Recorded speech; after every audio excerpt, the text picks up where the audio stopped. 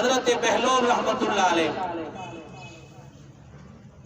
بادشاہ ہارون الرشید ہے، وقت کا بادشاہ ہے، امیر المومنین ہے، مسلمانوں کا بادشاہ ہے۔ حضرت بہلول رحمت اللہ علیہ ہارون الرشید نے ایک چھڑی دی، شاید میں نے پہلے بھی واقعہ بیان کیا کہ ایک چھڑی دی اور کہا کہ موت سے پہلے کہ یہ چھڑی جو سب سے بے وقوف آدمی ہو اس کو دے دینا۔ حضرت بہلول نے وہ چھڑی پکڑی اور پکڑ کر حضرت بہلول رحمت اللہ علیہ چلے جاتے ہیں۔ کچھ سال گزر گئے، بادشاہ سخت بیمار ہو گیا اور بادشاہ کے پاس دوبارہ یہ آتا ہے۔ حضرت بہلول کو پتہ چلا کہ بادشاہ بیمار ہو گیا۔ حضرت بہلول سے بڑی دوستی تھی ہارون الرشید کی، بڑی محبت کرتا تھا۔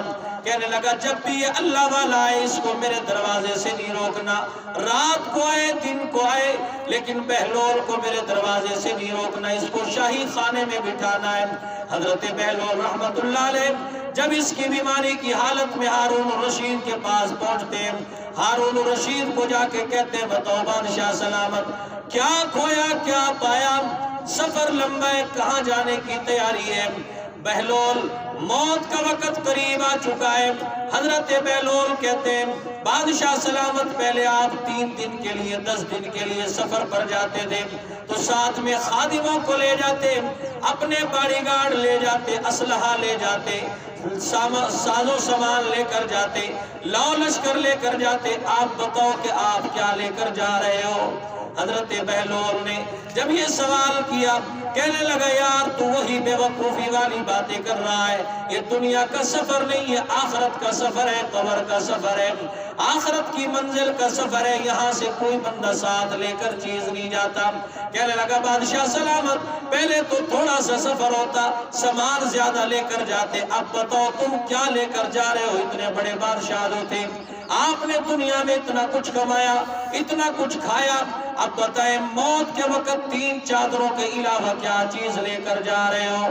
بادشاہ خاموش ہو جاتا ہے اور شرمندگی کے مارے سر کو نیچے جھکاتا ہے۔ کہنے لگا اے بہلول آپ نے میری آنکھیں کھول دی۔ فرمایا کہ بادشاہ اب آنکھیں کھولنے کا کیا فائدہ، اس وقت تو وقت ہی گزر چکا ہے۔ حضرت بہلول رحمت اللہ علیہ کی بات سنی، حضرت بہلول نے چھڑی نکال کر بادشاہ کو پکڑا دی اور بادشاہ کو چھڑی دے کر کہتا ہے اے بادشاہ سلامت آپ نے کہا دنیا میں یہ چھڑی اس کو دینی ہے جو دنیا میں سب سے بے وقوف ہو، میرے نزدیک آپ سے بڑا بے وقوف کوئی نہیں ہے، اس لیے کہ آپ بادشاہ ہونے کے باوجود 3 کفن کی چادروں کے علاوہ کوئی چیز ساتھ لے کر نہیں جا رہے۔ کچھ بھی کمائے، کتنا ہی کمائے، آخر 3 چادریں ہیں اور وہ بھی مقدر اور نصیب میں ہے تو ملے گی، ورنہ کتنے ایسے جنازے ہیں جن کو کفن بھی نصیب نہیں ہوتے، جنازے بھی نصیب نہیں ہوتے۔ اس لیے میرے دوستو اس آخرت کی فکر کریں اور جب پریشانی آ جائے اللہ کی طرف متوجہ ہو۔